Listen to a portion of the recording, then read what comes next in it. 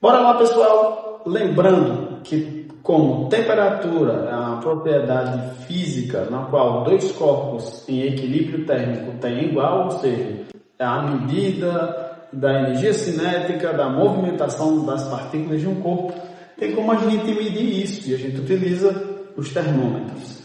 Além disso, essa medida ela tem uma unidade. E como a gente representa essa medida, né? Como a gente representa a medida de temperatura?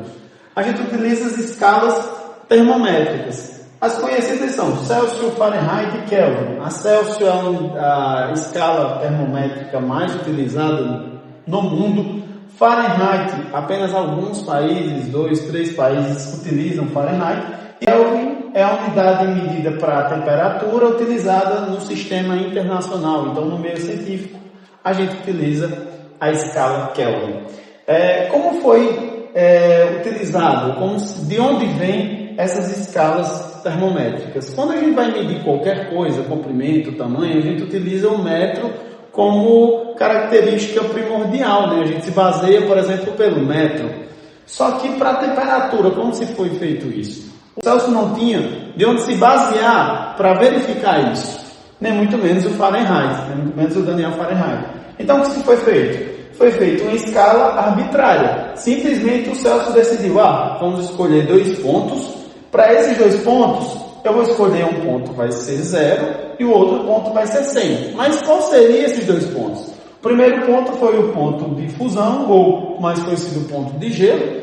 No caso, para a água, a temperatura em que a água sai do estado líquido para o estado sólido, ou seja, a água vira gelo, e o ponto de vapor, ou chamado também de ebulição, que é o ponto em que a água evapora. Então, o Celsius decidiu, vou escolher 0 e vou escolher 100. Então, foi algo arbitrário. O Fahrenheit também. Depois, o Fahrenheit decidiu que o ponto de gelo dele seria 32 e o ponto de fusão seria 212 Fahrenheit.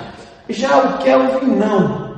O Kelvin ela é uma unidade de medida porque ele se baseia, no caso, na medida 0. Então o Kelvin disse, não, a gente vai escolher a menor temperatura possível. Seria aquele momento em que as moléculas teoricamente parariam. A gente sabe que isso não é possível, apesar de experimentos chegarem mais próximo disso hoje, né? Por isso que o ponto de gelo da escala Kelvin, ele está baseado em 273.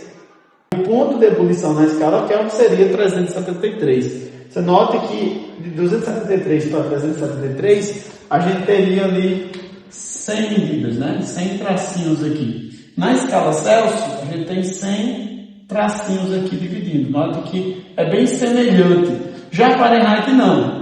Desse ponto de 32 até 212, a gente tem cerca aqui de 180 tracinhos, né? 212 menos 32, a gente tem cerca de 180.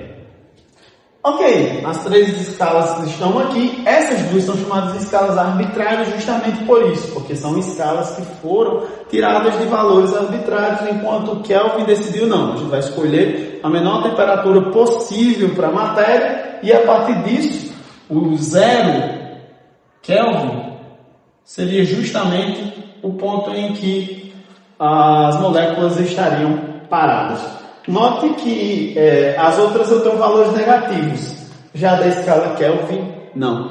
Agora, também a gente vai falar sobre as transformações de escalas, ou como a gente descobre os valores que estão, por exemplo, em Celsius para Fahrenheit, Fahrenheit para Celsius, de Fahrenheit para Kelvin, certo? A variação da temperatura em Fahrenheit, ela equivale a 1,8 vezes maior que na escala Celsius, como também em relação à escala Kelvin.